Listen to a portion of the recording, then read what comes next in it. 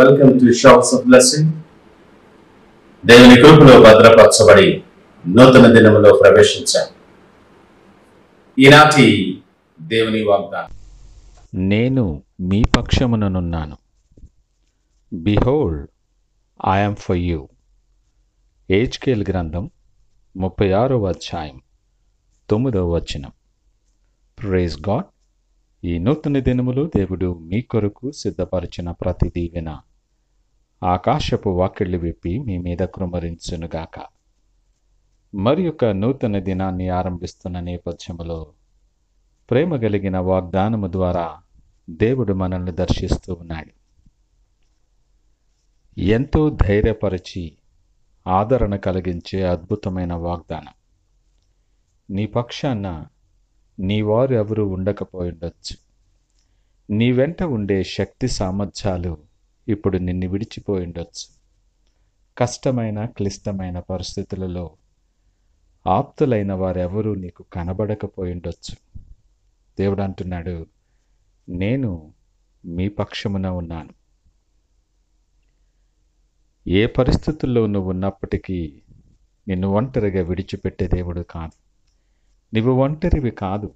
నీ పక్షమున సైన్యములకు అధిపతియగు దేవుడు నీ పక్షముగా ఉన్నాడు. ప్రతి మార్గము సరళము చేసే దేవుడు నీ పక్షంగా ఉన్నాడు. పాపముల చేత నువ్వు చచ్చిన వారమై ఉండగా మన ఎడల ప్రేమ కలిగి మన నిమిత్తమై ప్రాణము పెట్టి ఆయనతో కూడా జీవింపచేసిన దేవుడు మన పక్షంగా ఉన్నాడు. నీవు విచారపడటం, నీవు కృంగిపోవటం ఆయనకిష్టము లేదు. నీ పక్షమున నిలవబడి నీ శత్రువులతో యుద్ధము చేసేవాడు ఆయన. యుద్ధము ఆయనది. పరిస్థితులను బట్టి నువ్వు దారి తప్పిపోతున్నావేమో. పరిస్థితులను బట్టి బలహీనపడిపోతున్నావేమో. నీకెదురైన సమస్యలను బట్టి, అనేకమైన విపరీత పరిస్థితులను బట్టి, మనశ్శాంతి లేని పరిస్థితులను బట్టి నేను తట్టుకోలేను, అందరూ నన్ను విడిచిపెట్టారని వ్యాకులు పడుతున్నావేమో. నీతోనే దేవుడు మాట్లాడుతున్నాడు. ఆయన నీ పక్షమున ఉన్నాడు. చాలాసార్లు పరిస్థితులు మనకు అనుకూలంగా లేనప్పుడు, మనం ఆశపడినటువంటి జవాబులు కానీ ఆశపడినటువంటి రీతిలో కార్యాలు జరగనప్పుడు మనసు కష్టపెట్టుకున్న వాళ్ళమై దేవుని మీద కూడా మనం అలుగుతాం. దేవునికి ముఖం తిప్పివేసుకుంటాం. దేవుడు కూడా విడిచిపెట్టాడని నింద దేవుని మీద వేస్తాం. కన్న తల్లి నిన్ను మరుచునేమో కానీ ఆయన విడువని ఎడబాయని దేవుడు. ఇశ్రాయేలును కాపాడువాడు కునికడు నిద్రపోడు. ఆ దేవుడు నీ పక్షంగా ఉన్నాడు. యుద్ధము నాది అంటున్నాడు. నువ్వేమీ పోరాడవలసిన పని లేదు. నువ్వు ఊరకే నిలుచుండి నేను అనుగ్రహించే రక్షణ చూడు అని నీకు పిలుపునిస్తూ ఉన్నాడు. ఇంకా దిగులు చెందుతావా? ఇంకా వ్యాకులు పడతావా? ఇంకా ఇరుకులో ఇబ్బందులో కుములుతూనే దినాలు వెళ్ళతీస్తావా? ఆ పరిస్థితుల నుండి ఒక్కసారి లేమ్మని దేవుడు నిన్ను పిలుస్తూ ఉన్నాడు. నీ ఒంటరి వాడివి కాదు నాయనా, నీ పక్షంగా నేనున్నాను. ప్రతి పరిస్థితిని సరిచేసేవాడును నేను. నీ మెట్టగానున్న స్థలాలను సరళము చేసి ఇత్తడి తలుపులను పగలగొట్టి ఇనప గడియలను విరగొట్టేవాడును నీ పక్షముగా ఉన్నాను. నీతో పాటు నేను ఉన్నాను అని ఆయన వాగ్దానము చేస్తూ ఉన్నాడు.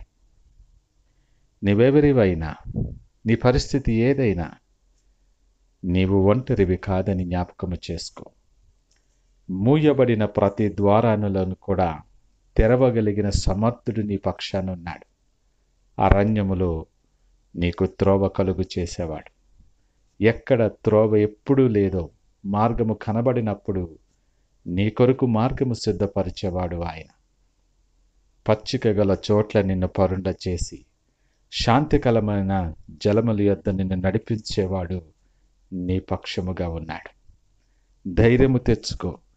దావీదు వంటి సాక్ష్యాన్ని నీ జీవితంలో ఉంచాలని దేవుడు ఆశపడుతున్నాడు.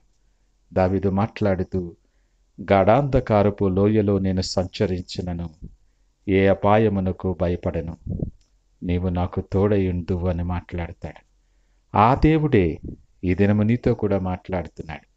దావీదు పక్షముగా నేను ఉన్నటువంటి వాడను, నీ దినము నీ పక్షముగా ఉన్నాను, నా తట్టు చూడవా అని నీ కొరకు నా కొరకు దినమెల్లా ఆయన చేతులు చాచి ఉంచుతూ ఉన్నాడు. ఇంతవరకు నీకు మేలులు అనుగ్రహించి కృపను కృంభరించిన దేవుడు నీ పక్షాన ఉండి అడుగుతున్నాడు. ఇప్పుడైనా పరిస్థితుల వైపు చూడకుండా వాటిని సమస్తమును సాధ్యము చేయగలిగిన నా వైపు నువ్వు తిరుగవా అని అడుగుతున్నాడు. నీ విశ్వాసం, నీ పరిస్థితి సమస్తము ఎరిగిన దేవుడు ఈ నూతన దినమనే అవకాశములో ఆయన వైపు చూస్తూ నీ పక్షమున ఆయన ఉండగా నీకు విరోధి ఎవడు? ధైర్యముతో సంతోషముతో ఆయన చేయి పట్టుకొని నడవటానికి నూతన దినములో ప్రార్థనతో ప్రయాణాన్ని ఆరంభిద్దామా? ప్రార్థించుకుందాం. పరిశుద్ధుడు, ప్రేమ నమ్మకమైన మా యేసయ్య స్తోత్రాలు.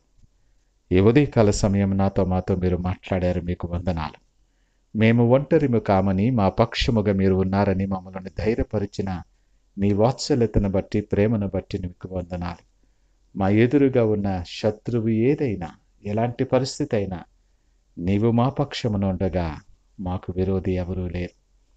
విజయ మార్గములో నడిపించబోతున్న దేవా మీకు వందనాలు. ఇదిగో మా జీవితాలు మా చేతులు నీ చేతులకు అప్పగిస్తున్నాం.